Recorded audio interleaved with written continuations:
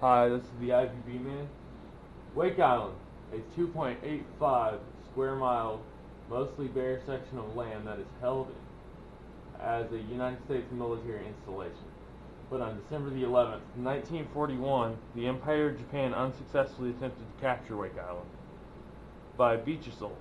They also launched carrier-based bombers and fighters in multiple air raids, but the Americans had a runway and several F-4F Wildcats up their sleeve. You're going to have to double click it. That's an F4F Wildcat. Actually, that's three, but defending. There were a few dogfights with there were a few dogfights with losses on both sides. The American pilots scored some kills shooting down several aircraft. But on December the 23rd, 1941, well, that's December the 7th, 1941. That's Pearl Harbor. Go to the next one. That's the Arizona blowing up. I'll go ahead. That's a zero. Go on, hold there. On December 23rd, 1941, naval and marine forces of the Empire of Japan assaulted Wake Island in a large beach assault. Go to the next. That's also Pearl Harbor. Go to the next. Here's a picture of Wake Island during the attack. You can go ahead and go to the next one. Actually, the next one. Sorry. I'm so sorry. I had this completely unorganized. That's Pearl Harbor before the attack. Go ahead and go to the next one. That's the final one. The Americans, being unequipped and unprepared, fought hard with 6 stationary 5-inch batteries, which is basically cannons designed to sink ships, and multiple light machine gun emplacements in crossfire positions. They had low supplies and even less ammo. They were also unaware of the surprise attack on Pearl Harbor, like the pictures I just showed you before. The Americans lost 52 and 43 were captured and sent to POW camps such as the Bataan internment camp. Should be laughing. But including for the Bataan Death March, which I will talk about in a later video.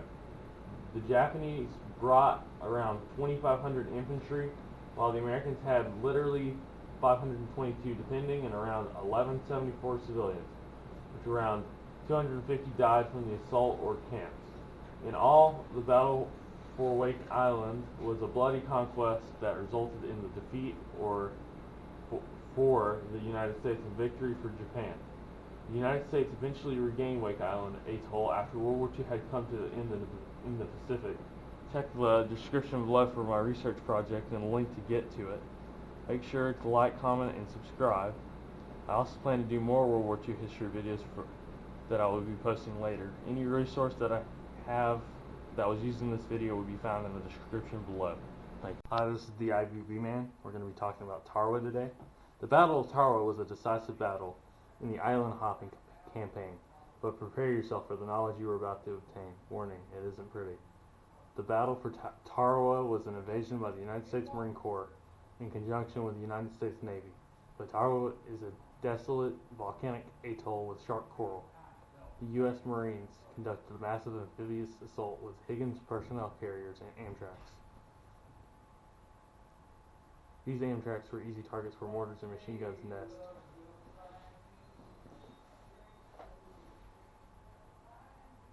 As you can see here, Japanese gun emplacement. Marines are down and fighting hard. That leads me to my next point. Do not know what that loud noise is.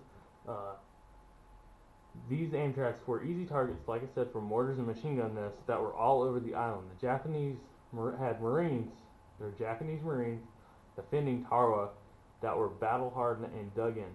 They would rather die than surrender. The U.S. Marine Corps brought around 18,000 Marines that are battle hardened and trained, and another 38,000 U.S. Army and Navy personnel. The Japanese had around 22,636 battle hardened Marines ready to fight to the last stand. The U.S. Navy bombarded the island with little success since Japanese forces were so well dug in.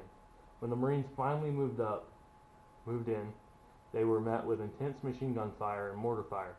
A few Amtraks were hit, disabling them. So the surviving Marines decided that their only option was to wade into the beach. There are two problems with that. as I will show you in 1 second.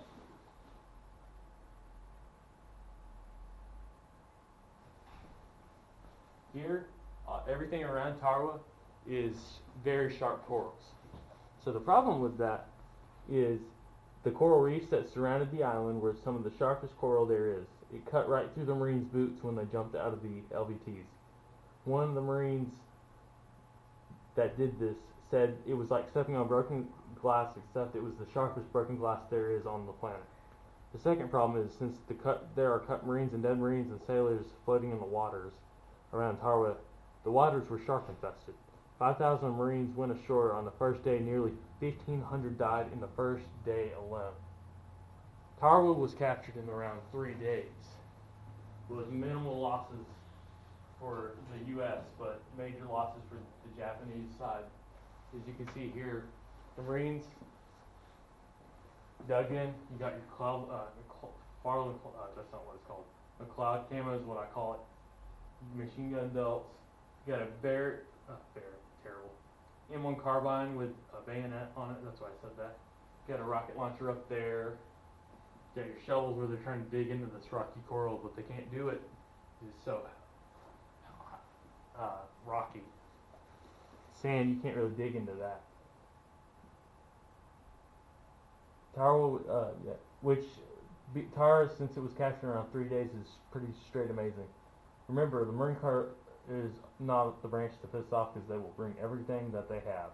Nearly 6,400 casualties were lost in total on both sides if it's added up. The main reason the United States needed to capture Tarawa was it already had an airbase laid out and constructed. That was until bombardment occurred, which destroyed parts of the airfield, leaving massive craters. These were fixed and filled in by the Seabees and other engineer units. In all, Tarawa was a major success of the United States and a complete loss for Japan. Thank you. Make sure to leave a like, comment, and subscribe to the IVB Man Lewis Beekeeping Group. Also share this video. Any resources I use in this video will be in the description below. Hello, this is the IVB Man. Make sure to hit that subscribe button, like this video, and comment and subscribe. Anything I use in this video will be in the description as my resources and the links. So I will add tomorrow. Normandy. We're going to start off with D-Day. Normandy, or also known as D-Day, which is the invasion of Normandy, occurred on June 6, 1944. Allied forces comprised of around 5,000 ships, 1,332,000 Allied personnel took part in the massive beach assault.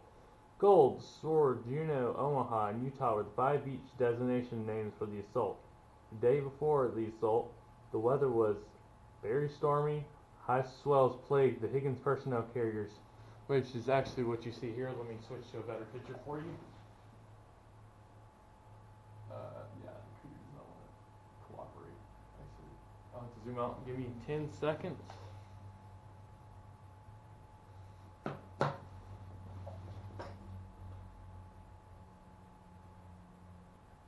That's a Higgins personnel carrier.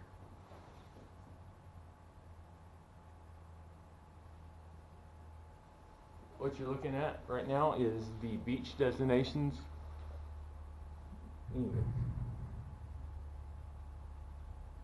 So they halted the invasion until the next day. General Eisenhower relied on Allied meteorology team to provide a forecast. It was June 6 or never. Once the armada of around 5,000 ships crossed the 150-mile stretch, give or take, that could be really wrong actually, stretch of ocean, this task was enormous. This had never been done before on this scale. Battleships, cruisers, destroyers, and escorts bombarded the coast of Normandy for days before the invasion began. The Germans had 380,000 battle-hardened troops. These were the best troops in the region defending this stretch of land, armed with mostly MG-42 buzzsaws, as they were known as. They tore through Allied troops trying to make progress and gain a foothold on the beaches of Normandy. Allied losses by June 25th were around 120,000 casualties, which is quite a lot. The Germans lost 13,060. Most were captured and shipped back to England to work in internment camps. Even with armor and ship support, the Germans held their ground Finally, after hours of fighting, the Allied invaders pushed up to the pillboxes and German shooting positions. Snipers were very big concern for Allied troops. Also, the airdrops, hashtag 101st Airborne Division, were almost a complete failure. You may not agree with this statement, but if you look at the strength of the airborne units and their losses, you will see why it wasn't as effective. With tank support, with the tanks support and infantry slowly moved through the marshes, clearing any remaining German soldiers. Once air superiority was achieved, replenishment of Allied supplies on the beachhead, and they even brought an entire dock to make unloading supplies faster and more efficient. Overall, the Allies took the beaches of Normandy in around 3 days. Look at that. That's kind of like Tarawa, which is quite amazing. Combat air patrols by a mix of Royal Air Force and United States Army Air Corps forces cleared the Third Reich's air support cleared it up in hours. LSTs made a huge part in the landing operations at Normandy. Shout out to LST 325 Association, which I am a member of, matter of fact. Remember, once more, hit the subscribe button, turn on notifications, share this video, and leave a like too. Any resources in this video will be in the description tomorrow. Thank you and have a good day.